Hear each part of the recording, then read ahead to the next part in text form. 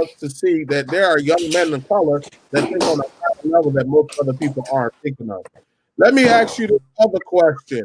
Mr. Elijah. Yes, sir. Well, first, you know what we didn't do? Introduce yourselves. Tell us something about yourselves. You guys already got me messed up. Go ahead, Mr. Elijah. Well, my name is Elijah Acevedo. I'm 17 years old. I live in Vineland, New Jersey. And a little bit about me, I do music. I'm a rapper. My parents are lead overseers of a church here in Vineland. And that's just a little bit about me. Tell us the church. What's the church? Hub Vineland, the Hub Vineland. Awesome. Hub Vineland. All right, yes, Mr. Nate, tell us something about yourself. Hello, everybody. My name is Nate Offer. I'm also in Vineland, New Jersey. I'm 28 years old. I'm an international fitness instructor and Strong Nation master trainer.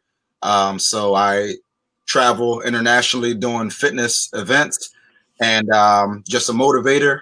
And that's it. I don't like to speak too much, but I'm just thankful to be able to share this platform with you brothers and just talk about, just have a nice conversation. Good. Guys, thank you for the introduction. Thank you for everything that you said so far. Elijah, you say you're 17, so that means, you're really still a youngin'. But yeah, with us a perspective from just your age group. Tell us, what do you think people of your age group is thinking? Not so much just you, but what do you think they're thinking at this season? I think people either are going one of two ways with this. I feel like people are taking this time, like I said before, to really work on their craft. But I feel like a lot of people are angry, if I'm honest. I really feel like a lot of people are upset with, the climate of the country. And rightfully so. There's a lot of things that are going on that, wasn't right at all. And a lot of people, I feel like, especially my age group, because I talk to people my age all the time, a lot of people say they're angry at the country, and they're angry at just what's happening, and I feel like they want a solution to the problem. That's what I really feel like is going on. Wow. Come on, Mr. Nate, what do you? So I'm sorry, can you say the actual question again? Because I got his answer. Oh, okay, no problem. No. Just tell me from your age group, what are people thinking from your age group right now? So I feel like I agree once again with Elijah. I think that there's a lot of anger and there's a lot of confusion. That's the word. Yeah, a lot of anger and confusion right now because I feel like people don't know how to feel. When you're put into a situation where you wanna answer that you feel like you're never gonna get. It can really make people not understand how they feel, so they act out of whatever emotion is evoked right in that current situation. So that emotion a lot right now is despair, anger, a lot of negative emotions. So I just feel that confusion is the biggest thing that a lot of people are experiencing. Right. Good. Mr. Chestnut, how you doing? What's up? Good. Tell us what people in your age group are feeling right now. Well, for me, I would say a lot of anger and frustration. Also, we could deal with something for like a long period of time and don't know how to express it. And when you don't know how to really express yourself, you tend to go the easy route. And usually it's something bad, as like the rioting and looting and all that. Man, you guys are bringing out good points. So this is what I'm hearing, that we have the power to hold things in, but then we hold it in so long that we don't know how to express ourselves. And let's just add that in. Men tend to do that, man. We hold things in. And then we don't know how to express it. But if there's a young man watching this, Mr. Elijah, give him, and I'll ask all of y'all the same question, give him some advice on how to handle this. Because let me tell you something, man.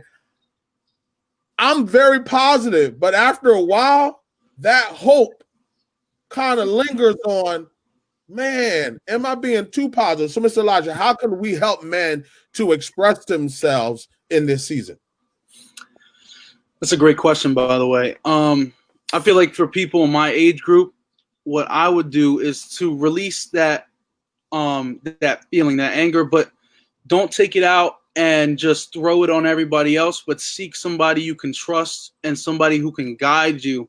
That way you can be operated through that anger. You don't just shed it onto everyone else. That's what I do. I definitely seek somebody who I can trust, somebody older, somebody wiser, who can take me under their wing and show me exactly how to put my emotion to work. That's what I recommend. Man, he said put his emotions to work. Mr. Nate, your turn. Yeah, so I definitely think that one big thing is understanding to put your pride to the side, especially as a young man. I feel that we live life like, you know, men aren't supposed to be emotional, men aren't supposed to cry, men aren't supposed to do this, and you have that chip on your shoulder, which is why so much stuff builds up, and why so much, like, you know, when it actually does release, it's in all this, like, wow, I didn't even know all this was inside of you, all this feeling, this anger, or anything. Because if you would have had, you know, times where, you know, okay, you don't care what nobody, you know, thinks about, you know, if a tear comes out, or if you express, you know, something bothered you, or something really affected you, made you sad. Like, if you didn't care about people judging you because you're supposed to be this man, you're supposed to be this manly man. Like, I feel like that as a, you know, especially as a young man, it's all right for us to express our feelings. If we're sad, if tears got to come out, if you're feeling anger with something, because if not, it's going to come out later in a way that you can't control it. Listen, man, you guys have really given us some good advice. Mr. Chestnut, what about you? What do you think? I think maybe he paused up. We'll come back to him. You better sit still. Yeah, it looks frozen. Yeah, he's frozen for a little bit. So listen, I want everybody to know this. We have young men that we're listening to that are really giving us some golden nuggets for our life, when we just have to take time to find out how we express ourselves. And if we're expressing ourselves in a way that's going to come back to harm us, or in a way that's going to really help us move forward, because at the end of the day, everybody's going to express themselves at some point or another. Yeah. And we can see from what people are doing, either they have decided to express themselves in a way that means, let me connect with other people and be unified, or let me express myself to riot. Yeah. And those people that riot, that just wanted a pair of shoes. So you're going to express yourselves in a way that comes out that either is positive or negative. Mr. Elijah, you were blessed to have some time away from school, right? Oh yeah. You know, I know we had two different age groups, but we had never had that chance. Yeah. Yeah. It's actually funny because for the longest I would be in school. I'm like, oh, I'm so tired of being here. I can't wait to get home. And I'm home and I'm doing all the work. And I'm like, I can't wait to go back to school because I'm so confused. Right, it's like a complete switch. So tell me, are you glad you were home during the riots and the protests? Because, you know, you see on the news where people in high schools were making fun of what happened to Mr. George Floyd. Are you glad you were home at that time, or you wish you were in school to express how you felt? I gotta be honest with you. I would have rather been in school to express how I feel, because I feel like a united people can really turn the hearts of somebody who disagrees. And if I feel like if you made fun of the situation, you thought it was funny, that's just horrible. You know, that's nothing to joke about. It's nothing to laugh about. It's a serious matter. And I would have loved to have been in school, because, you know, there's people who how would I word this? There are people who see the situation and they want to take action. And I feel like everybody that would have wanted to agree and take action would have they would have become one, and they would have united. And who knows, it could have turned the whole school around for the better. Good. Mr. Nate, you usually travel around the world, internationally known on the microphone. Never mind, that's a wrap. But yeah, how do you feel that you were limited when this happened? Because if you travel across the world and you see on the news how people are now taking this whole protest global, do you feel like you were limited, even though you said you needed that time to reset? Talk to me. So I'm happy that I wasn't on the road in a way when all this happened, just because every area is so different. like we all share, you know, love. We all share, you know, common things, but in every area, you know, you're going to run into. I learned, like, you know, people handle things differently. You're always going to run into different situations. So I just believe that like at that time, I was really happy kind of just to be home, because for me right now, you know, it's getting so bad out that it really sometimes it makes me not even want to travel as much. Like, you know, I like to just be home, go to the gym, train. I mean, the gyms aren't open, so I'm training at home. I like to just, you know, really just limit the places that I go, because I feel like that it should be a wake up call to everybody that you could go to the grocery store and that's the last time you ever going to go to the grocery store. You just don't know anymore. So I'm not saying that, yeah, live your life in fear, because that's what all this stuff is doing. It's not spreading a virus. It's not spreading death. It's spreading fear. And that is what ultimately leads to killing people, because you know, we're living life and we're acting out of fear, acting out of these emotions. So I just feel like being home and being able to really evaluate the situation, watch what's happening, watch how people are reacting, and get the best understanding that I can get in this matter to myself, and then also understand other people's opinions on the matter. I just feel like that it was a way better situation than being on the road and just trying to be, you know, busy and all of that. Like, we need to see what's going on and then to understand it. That's really good, man. You guys are really opening up some different things that people need to see about, you know, just the time of things. Mr. Chestnut, tell me, you were just getting started on some things, or you were just blossoming with your book club and you were doing things with the youth. Do you felt like this season limit you, or did you look at it differently? I looked at it differently because it gave me a chance to really, you know, to work on my craft. Like I use a lot of time to, you know, to be with my daughters, you know, to spend more time with them, and to, you know, to understand them. So when I go to, you know, teach the other kids, I have a better understanding of what a kid is thinking, or, you know, how they feel. So like I use this time to really, you know, to focus on what's really important, and that's my family and me as a man. Good, good. This is good. Let me ask you this question, Mr. Nate. When it comes to police, let's ask a deeper question. What is your view of police? You're a black man. You see what's going on in the world. What is your view of police officers now? All right, so I'm going to be 100% honest from my perspective, Come on. and I'm going to be honest that some people, you know, I shared my opinion, and a lot of people, I have a different mindset than what majority has. So in my eyes, I am proud that I'm a black man. I am proud of who I am. I'm proud of the skin that I am, that I'm in. But also, I when it comes to as far as the police, the cop who did what he did, he was, I believe that he was wrong. I believe that he was dead wrong. And whatever penalty he gets, he deserves it. And anybody that would do their job that way or treat people unfairly, I don't care whether if it's the color of their skin or just because they're acting out because they had a bad day and they want to take it out on a, you know, a regular pedestrian or civilian, they're wrong. When you go through the academy and you take that oath, you're taking it to protect, to serve, and to do a certain job. So I feel as though, um, do I have hatred towards cops? Not at all. Because in the same token, just as we said that there's a negative, there's also a positive.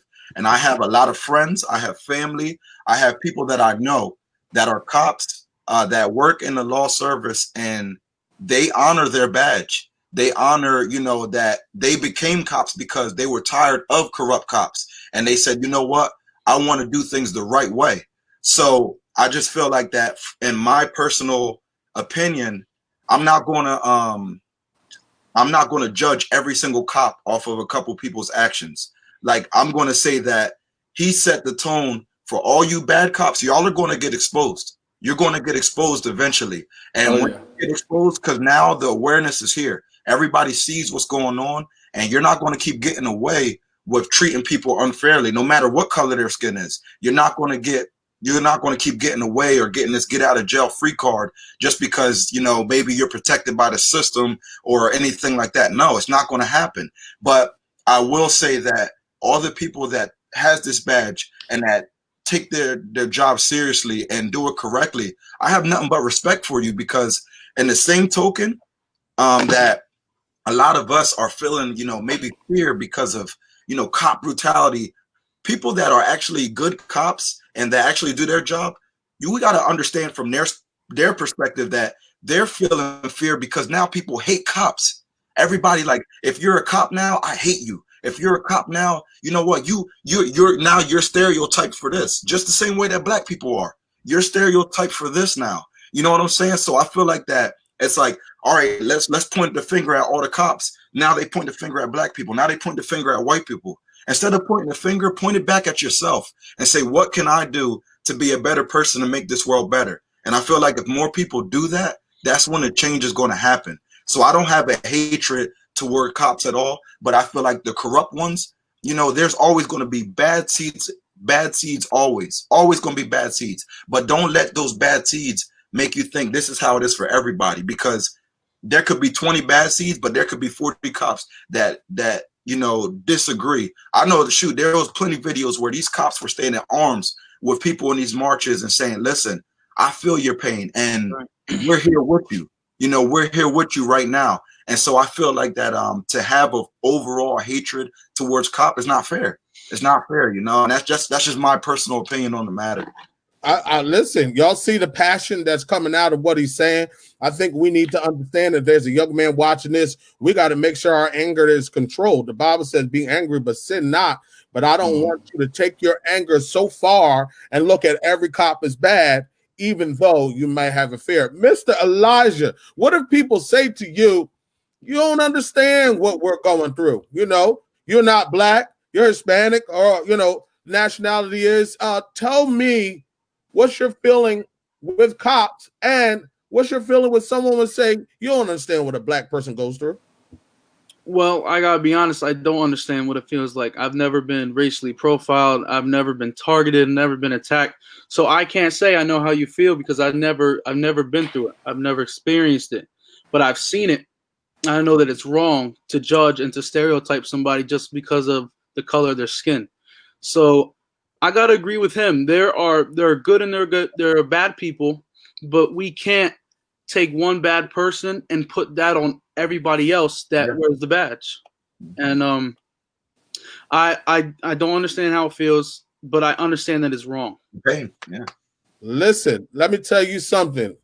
I know Mr. Chestnut still got to give his answer, but man, you guys are doing great. Some good answers. Mr. Chestnut, what about you? You're a black man. Do you hate cops? How do you feel about all of this? With me personally, I don't have a problem with cops. You know, like I see what's going on. You know, it's not right. Like I'll be driving in my car, and my daughter, she's 6. So like when a cop ride by, with their lights on, the first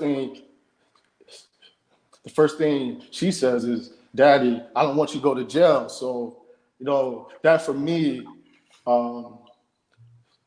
it makes me more aware of how I carry myself, and and with me, I believe that cops should go through like the process on how to be a cop. I believe it's not enough. It's so easy, for a person, to become one, and I just believe if a person,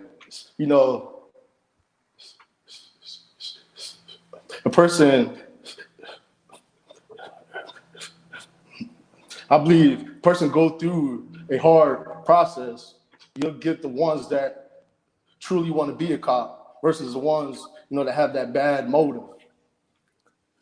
Listen, I want to say this right at this moment. I appreciate you guys because you are answering things in the way that it's going to send a message to whoever's watching this and might think that men of color cannot talk intellectual, which we know y'all can.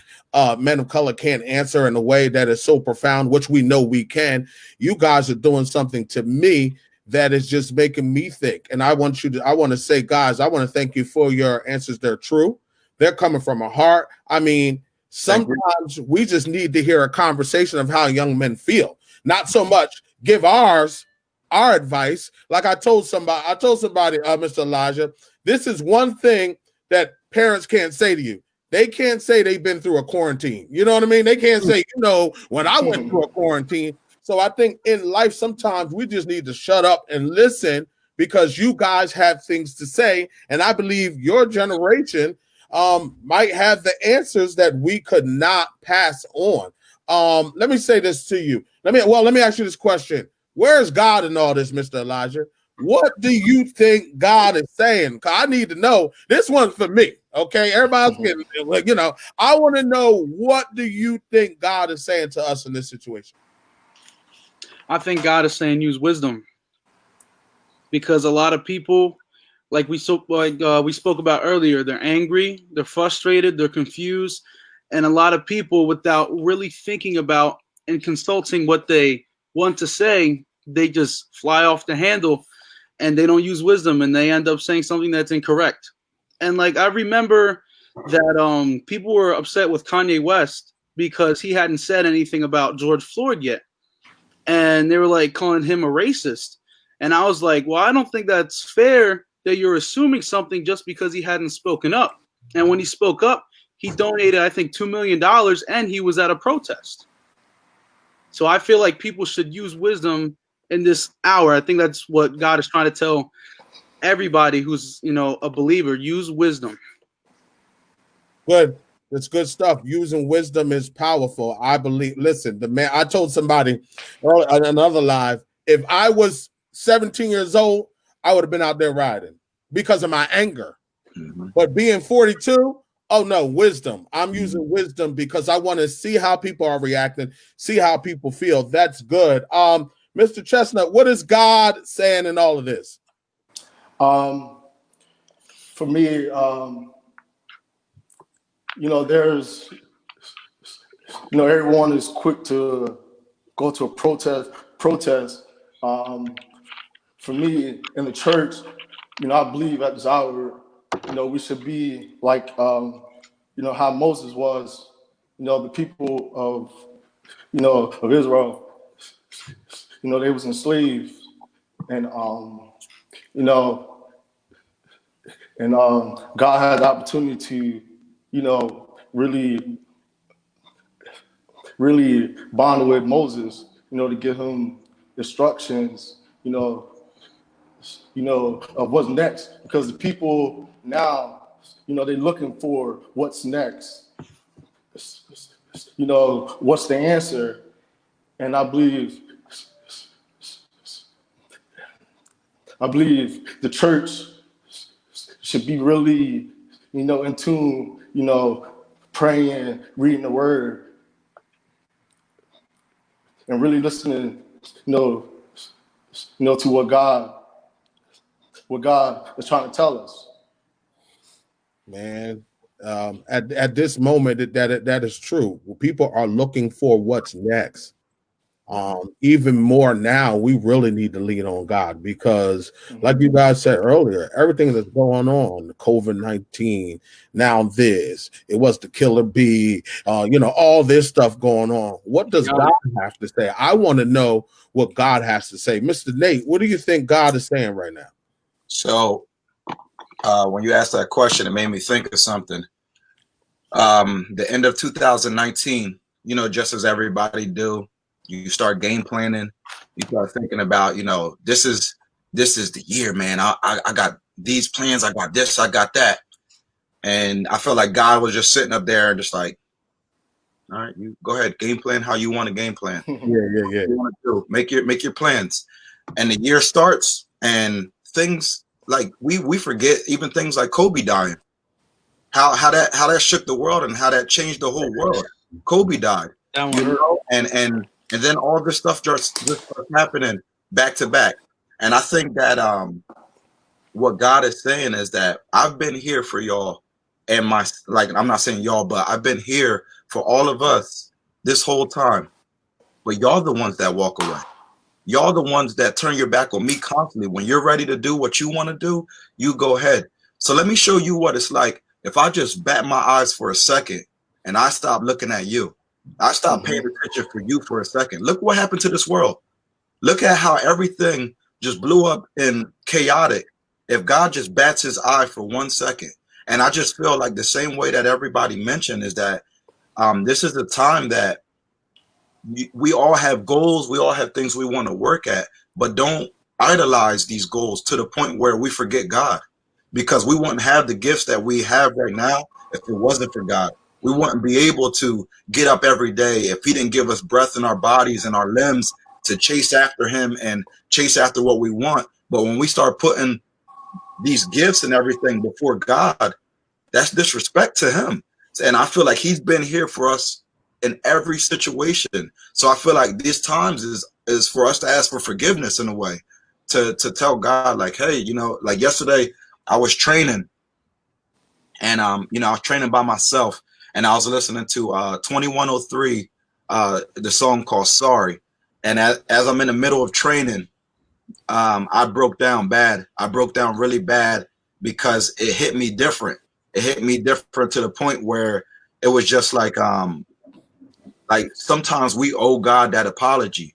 He's been here, man. Like, he's been here for us, thick, thin. If we, through a bad relationship, through a bad friendship, through any turmoil, he's here. You know what I'm saying? But it's us that leave. It's us that turn our back when things go good and we don't need nothing else for God or need to keep pulling on his lifeline. It's us that leave. You know, so I feel like this is our lesson. This is our lesson, you know, where we want to make it right. This is the time now, because tomorrow's not promised. This is good. I mean, on a spiritual level, it's not about being religious. It's about being spiritual. And I think this thing demolished our religious mindset, because some people religiously go to church, but spiritually are not tuned in when they're in the house of worship. Exactly. And my prayer has increased, and so many things has increased because I just knew I needed more of God. So the question is, this is another one for me. Mr. Chestnut, do real men worship God? Do real men worship? Yes. Good. I believe men that don't, they don't, like I tell my daughter, you know, as she get older and she start dating, I tell her, if a man is scared to worship God, he's not going to worship you. And us as men, we're supposed to be leaders, and we can't be leaders if we're not spending that time with God. And that time is praying, worshiping, and if we don't have that, we can't lead the right way. And like you see these homes, they're out of order, and that's because we lost that connection with God. And it goes back to Adam and Eve. When Adam was out of order, it brought us to this situation now. So it's like, it's very important for us to really worship and really bond with God, because He's the answer, and it's like you want the answer, you have to spend that time with Him. Good. Oh man, you took it back to my man Adam. That's good. Really good. Mr. Nate, do real men worship God? Yes, sir. But I would just like to say that I feel that there might be people on here that's watching, and when they hear worship God, they just think, oh, they think that's just the only way that you can worship God. And I feel like that there is no right or wrong. You have your relationship with God, and so the way that you worship to Him and the way that you have it, as long as you have that connection with Him and that personal one-on-one, where you work. Like for me, I could worship with God while I'm training. I could worship with God while I'm sitting on an airplane and getting in my zone. You know what I'm saying? It doesn't always have to be, I need to go, in the four walls of the church, and that's the only place that I can worship. And I feel like when people realize that, and that, you have a worship. I know I used to praise dance, and I never got the deepest connection that I always felt was when I praise dance and I could express myself the way that I wanted to. And a lot of people, they would look at that and say, well, how is that worship? Well, to me it is, because to me that is my, laying out right in front of Him and pouring out my soul and my thankfulness to Him, through the way that I want to express myself. Where Elijah, he may do it through rapping. That might be his way of worship, through rapping. Dada might do it through motivational speaking. That's his way of worship. So I feel like that everybody has their own specific way, and making that a special moment between yourself and God. Good. Listen, man, y'all taking me to school tonight. I appreciate it. Mr. Elijah, do real men worship, especially at your age? Talk to me. Talk to me from your view. Absolutely. There is no to that. I mean, real men worship, because I feel that the only way to learn how to be a real man is to have God shepherd you through that process. Right. So if you don't have God to shepherd you through how to be a man, then people are growing up without knowing. Like my dad would always tell me, I never grew up with a father to teach me how to do this. And I might not do everything the right way, but God showed me how to help and how to be a man and a father, so that when you're a father, you can follow in the steps that He showed me to teach you. So I can teach my generation and the generation that comes after, my kids, my grandkids. It's all about a legacy, a lineage. So yes, real men do worship God. Good. The definition of worship is the feeling or expression of reverence and adoration for deity. So just like Mr. Nate said and the rest of them said, worship comes in different forms. I don't want a man to hear this and lose focus on what worship is. Worship is lifting up your hands and crying out to Lord, but there's other forms of worship. And I don't want any man to lose sight that you grow in worship. Worship is an intimate relationship. Listen, when I started my whole prayer thing, I said this. It was hard for me to pray more than 10 minutes at first. Mm-hmm. The more I prayed, the better I got. I'm telling you, the first time I was like, this 10 minutes felt like 12 hours. But now that I got more in love with God, I pray more. And I just want men to hear this. You grow more as you worship. You can't just the first time go in the presence of God and just feel like, everything is going to go this way. It is a growth.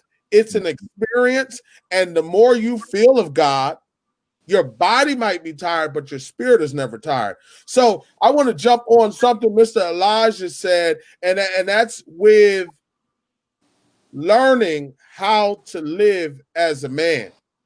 What do you think for a young man that's watching this? Because one thing that grieves my heart, and I know everybody can attest to this, is when I ride past and I see a young man, I don't want to say that lost his way, but I'm going to just say that seems like he has some struggles.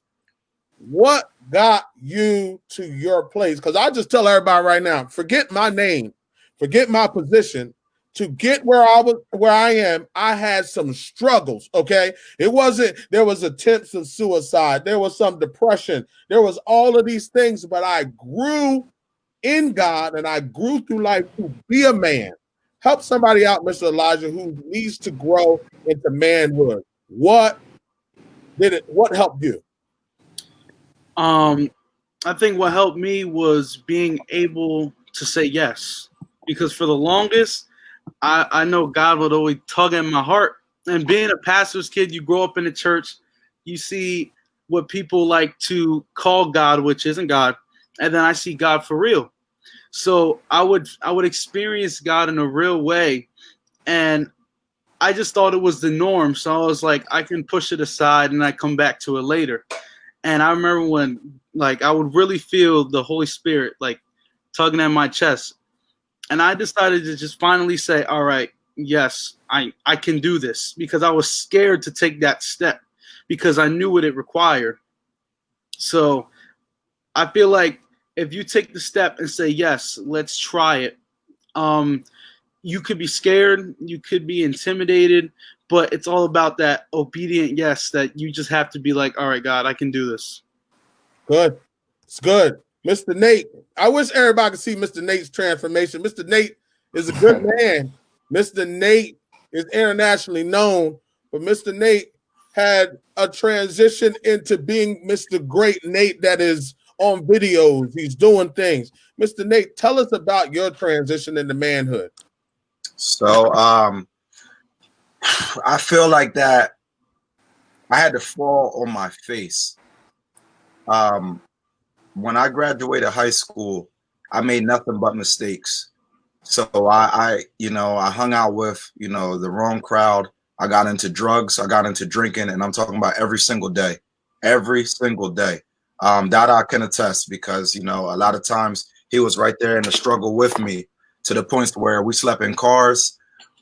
Because at that age, we didn't want to hear nobody. We didn't want to listen to nobody, and we knew everything.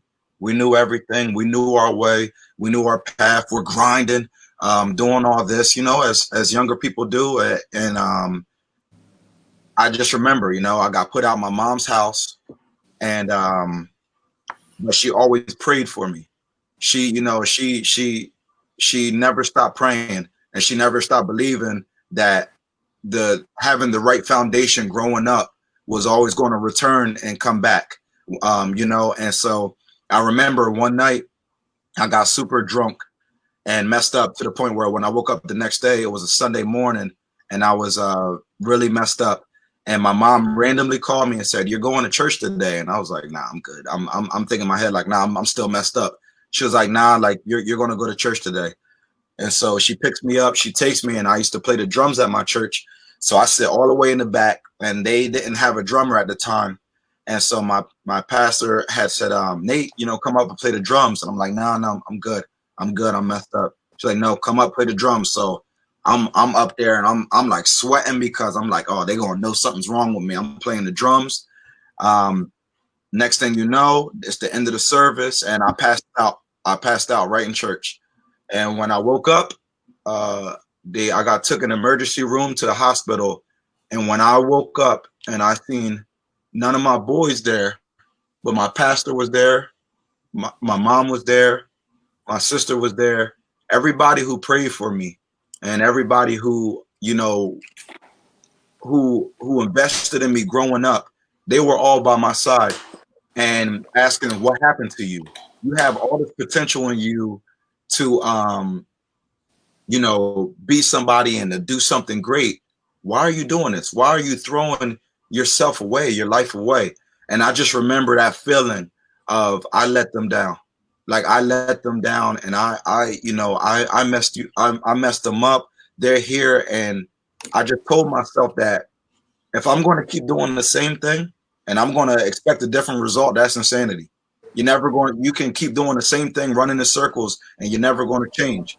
So that's when I made up in my mind that if this is my second chance at life. And a lot of people don't get second chances. Sometimes they don't even fully get a first chance. So I made up in my mind that I want to live the rest of my life where people can look up to me and be like, "Wow, he's an example. He's somebody that I want my son to be like," or, "Wow, he's somebody that I would want my daughter to date." And I want to be that example. So I feel like that me falling on the face and feeling like I had nothing was the wake-up call that I needed to smack me back into reality and do this life thing the right way. Wow, man. We're not hiding the truth up here, and I love this because transition and acknowledging the transition is good. Mr. Chestnut, tell us about your transition. My transition, I would say failure. Failure is what got me to where I am today. Like I tell this young boy that I mentor, I tell him all the time, you're going to fail 6 times. You're going to fail. And in my, I want to say about, so like 5, 6 years ago, my uncle, he was my spiritual father. You know, at the time,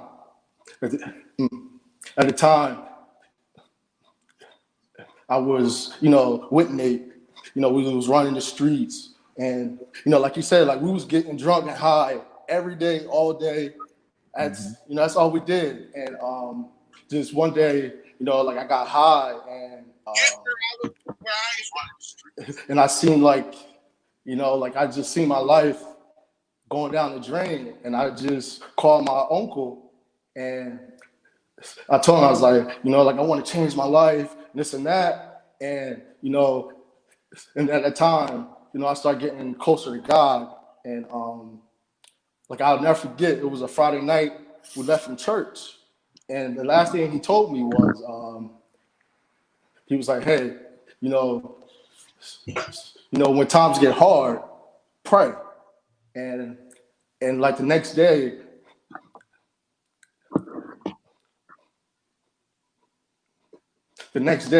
he died, and that really like did something to me. And so I was going through life and I was failing, and I would always call Nate, because he's he's doing Zumba, and he's traveling the world, and like I would call him, say, "Hey, you don't mind if I just sit?"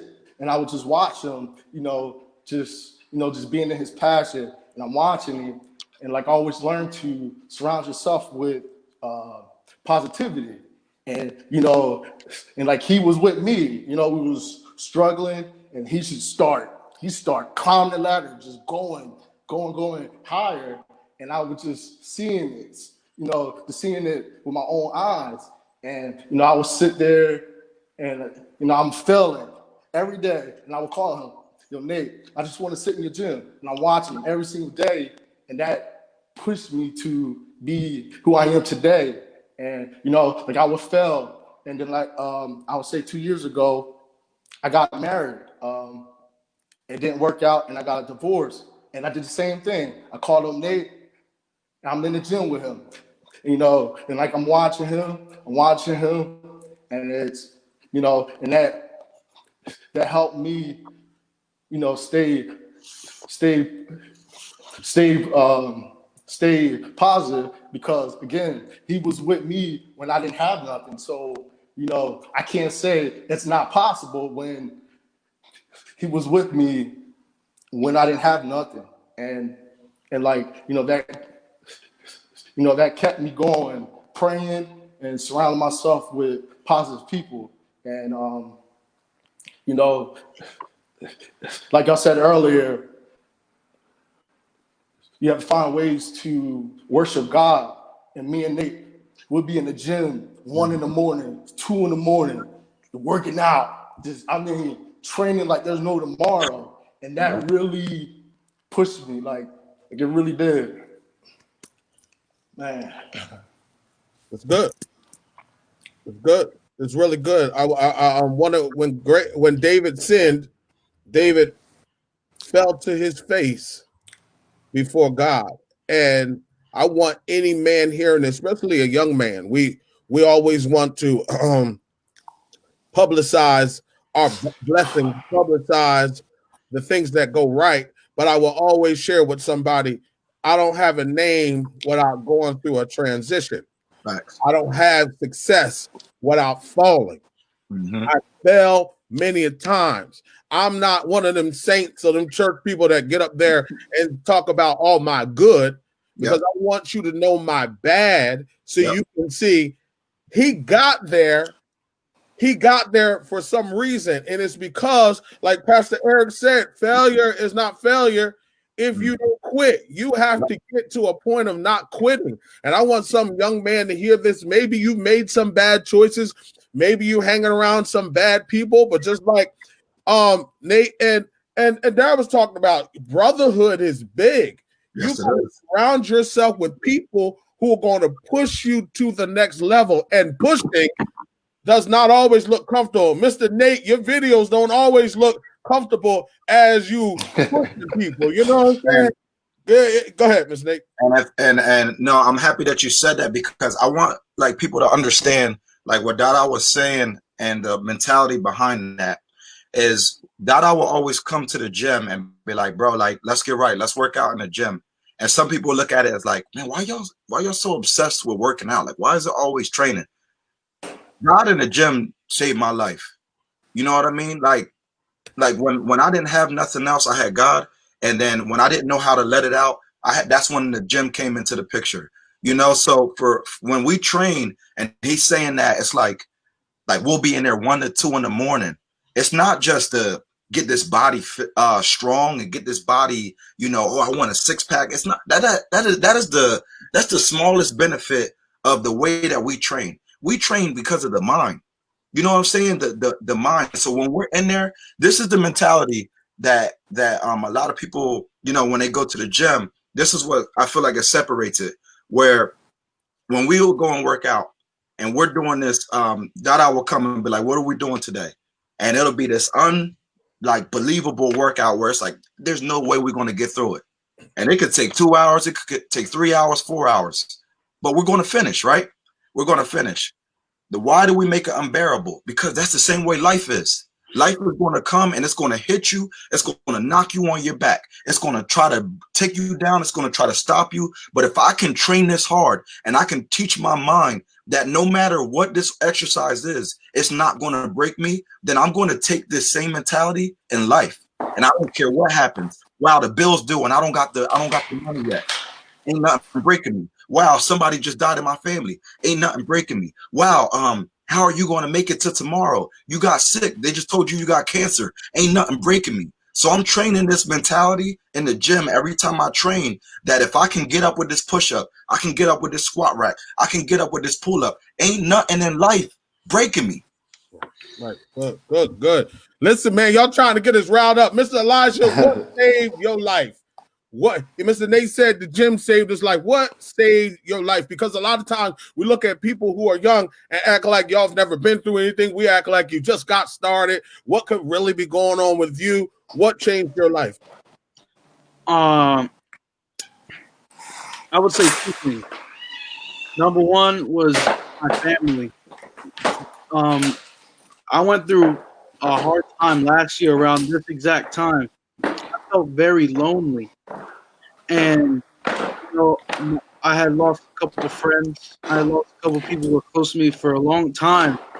And I realized like the foundation was my parents and my brother and my sister. Like I couldn't go anywhere else. I had to live with them.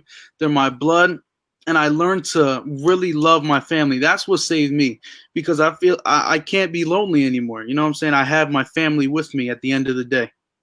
And secondly was the music. You know, when I put those headphones on, I play that song, I go into another world. And that pushes me so hard to keep going and to never stop.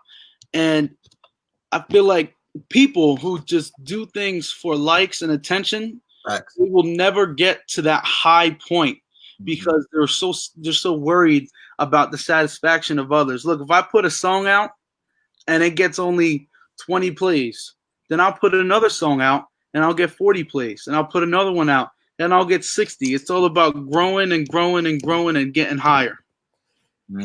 Listen, this talks about a mindset of independence.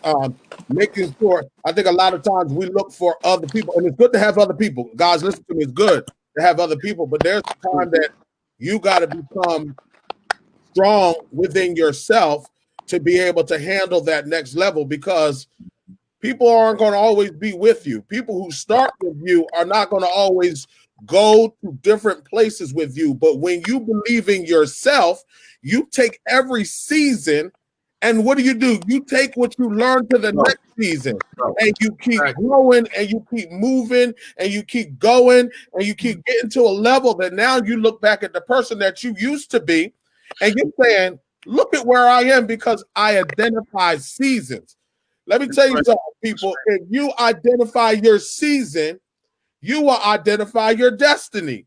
And my season can get me to my destiny, even if I'm in a season. Man, y'all bothering me right now. I'm getting all hyped. Because my season is really important to me. Let me ask you this question, Mr. Nate. What season are you in? Because I think a lot of times men or people want this season with sunshine, and that's good. Season with growing and you see blessings. But what season are you in to help somebody out? So I believe that I'm in a season of like where all the seeds are being planted right now. Even though, you know, some people from the outside looking in, they could be like, you know, like, wow, it looks like you're in harvest season. But I know on the inside the vision that God gave me, and I know where he showed that, like, man, this is the life that is ahead if you believe and you stay on path. And I believe that this whole year, when all this stuff happened, I prayed and I just had that talk, and I just kept hearing, this is your season to be a student. It's your season to sit back, stop being trying to be ahead and all this. Sit back, and if you really want, use this year to invest in your learning. Learn, be a student, because if you take the time now and learn, you're going to understand when it's your harvest season. You're going to understand why I told you to use this whole year to be a student and to learn. So I've been just trying to be a sponge, because I pursue acting. I pursue, more with this fitness. So right now I'm invested in my acting lessons. I'm investing in learning more about fitness, investing in, strategizing. So I just feel like this is my season to just be a seed and let God just keep watering until he says it's time to grow. Good. Mr. Elijah, what season are you in? I feel like I'm in a season of help right now. I feel like, how would I word this? I feel like what I am and what I've been doing as far as the music and stuff, I just put out a project. And now that project's out, I'm going to let that sit and I'm going to let that marinate. And I'm going to be a help to my family, be a help to the church that I'm a part of, be a help to my friends, especially in the time of confusion and anger. I feel like, because a lot of people have been hitting me up asking for advice, and I've started to notice that it's a reoccurring thing. And I feel like right now I'm in a season of rest and advice for other people who might not have all the answers and who need the extra push. Good stuff. Really good. Mr. Chestnut, what season are you in? For me, doing this, through all this is going on, God, he led me to, I forget where it's exactly at, but I believe it's in Mark. It talks about how Jesus healed the blind man. And before he seen the blind man, before he healed the blind man, he put his hands over his eyes the first time, and the first time he seen was trees. And then the second time he was able to see. And like I prayed about it, and God said in this season, you're going to see. In this season, you're going to see people, and you're going to speak life into them, and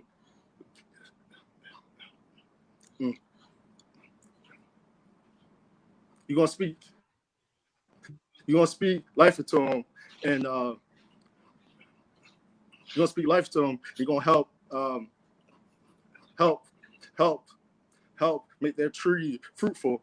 And it leads me to I believe it's Proverbs chapter 18, I think verse 16.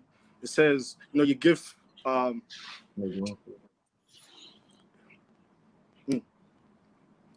your gift makes room for you, and it puts you in front of important people. And every day we walk past people, and and like we think like the important people is the Jay-Z's, the LeBron James, but the important people is me, you, the people that we walk by every single day. Mm-hmm. And it's like every single day, you have people walking by and they don't know their purpose in life, and they're just roaming around, just walking the circle, and they don't know what's next. And like for me, for this season, is for me to help others, show in this season for me is help others. Sorry, it's for me to help others be fruitful. You know what's funny about all this, Mr. Chestnut? It's everything you're doing, everything your life is speaking, everything that you're saying. And I believe everything that we're saying. We're doing. It says in Ecclesiastes 3, to everything there is a season, a time to every purpose under the heaven.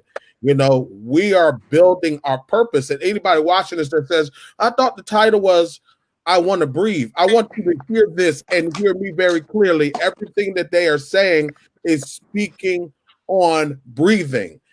Breathing is a function in the body that helps you to be able to move. And if this is how these young men are able to move, I thank God that we have this, because it's letting me see not everybody is stuck in this momentum of, oh man, let me go ahead and protest, which that's good. Now everybody's not stuck in this momentum of I'm being angry at cops, which okay, I understand that. We are all in different seasons, and this is helping me breathe as a man. Sometimes as leaders, we need to sit down and listen, and the things that you are saying are speaking life, not just to me, but to everybody else. And I just want to say this to you guys. It is good to be transparent. It is good to express yourself, because we can have beautiful, wonderful testimonies. I became Dr. White because I sat in the classroom and I pushed myself. No, I became Dr. White because I fell and I realized why I fell, and I learned from falling to get back up. And I just want to tell you guys, being transparent, this is the new wave. This is what we need to do, because there are a lot of people out there hurting that need to hear this and need to know in this season of my life that I'm either planting seeds, what's going on, growth. For real. So let me ask you this question, Mr. Elijah. Why do you keep it real? Tell me why you keep it real, Mr. Elijah. I've seen a lot of fake things and a lot of fake people, and I realized that helps no one. When you are cookie cutter, when you are exactly what everybody wants to hear instead of being what everybody needs to hear, then you do a disservice to yourself and everyone that you're trying to help. So if I can keep it a stack, as I like to say, keep it real, keep it 100 with everybody, then I'm speaking authenticity, I'm speaking truth, and not being a liar, so to say. You know what I'm saying? Good. I need to hear that, because I want people to know. Young people want you to keep it 100. We don't got time for fakeness. I'm still gonna call myself a young person, but we don't got time for fakeness. So, Mr. Nate, why do you keep it real? Because I believe that I think about myself. There was a time that when I was going through my dark phases, and I got away from church, and I got away from everything, because people would come to me and they would like, you need to get back in the church, you need to do this. You don't relate to me, you don't know how I feel, you don't what I mean. Like, so a lot of people said why I should do this, but they never said their story, they never said their pain, so it was all a cover up of, let me throw a suit on and look good and all this. But some of the matters that really helped me was people that I could relate to at that time, you know, like that that kept it real with me, that you know, told me like listen, like you trying to be in the street life, I'm going to tell you what the street life is about. And the people that kept it, you know, real, and I feel like relatable, and really, you know, open my eyes to things. That's what helped me, you know, understand that, you know, once I got myself together, I always said, listen, man, if whether if I have a perfect story or I have a messed up story in some people's opinions, they gonna have their own opinions, their own judgments about me. So I could care less. I could care less what anybody thinks. I know who I am, and I know who you know, what I believe, what I feel, and so I'm always gonna be me. And the same thing that Elijah said, that some people are going to be accepted to that, and then some people aren't. You know what I mean? But I'm always going to be real, because you know, because you just don't know who you could touch. You don't know who you can inspire. You don't know who else feels your pain. And if I could be that example, that somebody, you know, feels my pain, but then see where I'm at now and know that, wow, I had no idea you was there, because I see everything now, but you don't know where I came from. I believe then that's what's going to lead to hope. That's what's going to lead to, same way that Dada shared, you know, the why he, you know, um came around a lot, you know, not the only reason he came around, but he would come a lot because he would see, like, you know, Dag, Nate was right there with me. We were both broke together. We were both this together. And, you know, thanks to God, I was and just believing and putting that work in, that, you know, I was fortunate enough to start climbing on a ladder. And there's a lot of other people that I don't want people to think that God threw this ladder down just for me. He ain't throw it down for me. He got a ladder for each one of us. Our thing is we just got to climb it. That's it. So Good. Mr. Chestnut, why you keep it real? Keep it real, because I believe we all have people that are assigned to us. With me growing up, like I stuttered like all my life, and I would read the Bible, and I seen, you know, in the Bible where, you know, God used Moses, you know, for his stutter. And so, you know, I used to hide it, you know, stuff like that. But now, like, I'm, you know, I'm walking, and I'm, like I'm walking more in confidence, believing, you know, you know, God would use me just as he used Moses. facts. So, you know, kids, you know, that's younger than me, they see, you know, me, you know, stuttering, this and that. And then because like,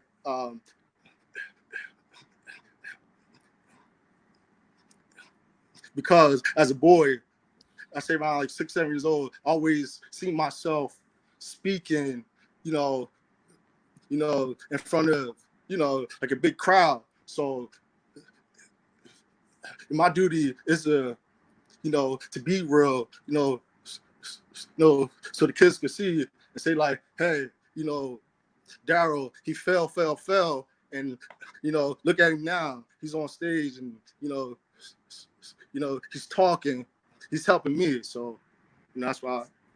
Mm-hmm. This is good, and I want everybody to know, with all my learning disabilities and things that I have, I want you to know, and that I brought a good point about just different things with him. We all have disabilities. We all have things that we really need to work on, and things that really, really, really God wants us to push beyond. And I stand on my disabilities. It is my disabilities that have made me stronger.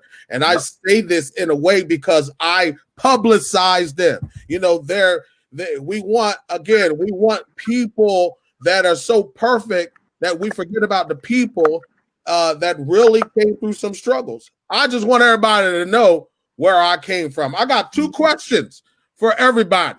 All right, 30 seconds. I want you to give everybody an inspirational message, Mr. Chestnut. 30 seconds. Give them an inspirational message. I want to say that everyone that's listening, that you are destined for greatness, no matter what's in front of you, no matter what your reality is telling you, you can do it. Believe in God, trust in Him, and when it gets hard, just like my uncle told me, pray. And and you'll do it. Amen. Mr. Nate, 30 seconds. Give somebody an inspirational message. So to everybody that's watching, I want to tell you this.